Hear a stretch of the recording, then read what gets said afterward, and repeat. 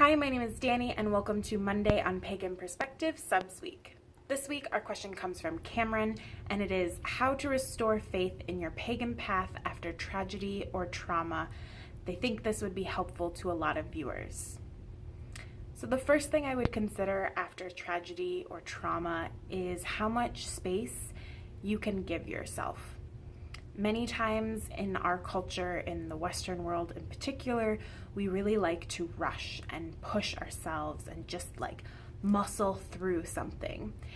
Especially when it's like grief or healing, we just want to get over it right away. But giving yourself the time and space to just kind of retreat into yourself and recharge the way that you recharge best and take a step back from whatever caused you pain or is really a level of stress above what you can handle in this moment. So it's okay to not practice for a while and not to walk your pagan path. It doesn't make you less of a pagan. It doesn't make you a bad pagan. You just need some time and space. The second thing I would consider is what aspects of your practice or what aspects of the trauma you experienced is causing alienation or separation in your life. So if you've given yourself space for healing and you desire to get back on your pagan path and you want to kind of get back into the flow of things, there's probably one or two elements that feel the most uncomfortable or are the hardest for you right now.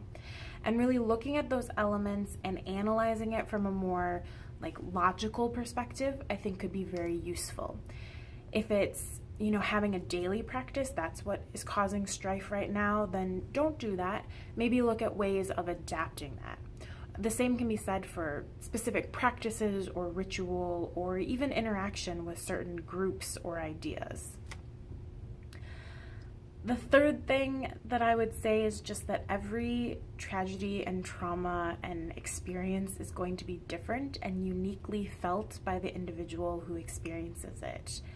There's no right way to deal with those emotions and deal with the fallout of whatever happened, and you should go into whatever steps you take next with that as your forefront thought.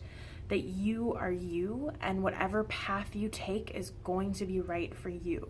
Maybe not perfect or ideal at all times, we all make mistakes, but it's still going to be the right path for you. Taking baby steps to get back into your practices is a good way of giving yourself space and acknowledging the fact that it's your experience. I have been very blessed, and I really have not experienced the type of trauma and tragedy that many people do in the world. The most I've experienced has been kind of the fallout from my sister's illness and all the financial things that come with dealing with a member of family who has a long-term, very expensive medical condition. And for me, when my sister died in particular, that grief was surprisingly overwhelming to me. And it took time for me to just kind of do nothing in my life and really kind of start from the basic level of daily interactions before I was able to slowly start incorporating my practice. So I started by doing just a little bit of meditation at night, and then at the end of the month there was an actual seasonal celebration. So rather than do a big ritual for that Sabbath, I just got seasonal flowers and I made a seasonal meal and said like a special blessing before that meal that was very Druid for me. That was a baby step into kind of working into the type of practices I had before and adapting them for who I was now. The experience of my sister passing, that tragedy was something that impacted me deeply, and I was a different person, so my practice had to adapt and be different for who I was now. And that's just time, baby steps, and awareness. In the comments below, I would love to hear from those of you who have adapted your practice and maybe worked through specific types of trauma or tragedy.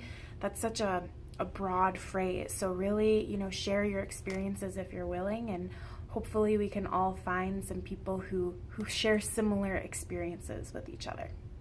Thanks for watching, and as always, may you find peace in the sacred grove.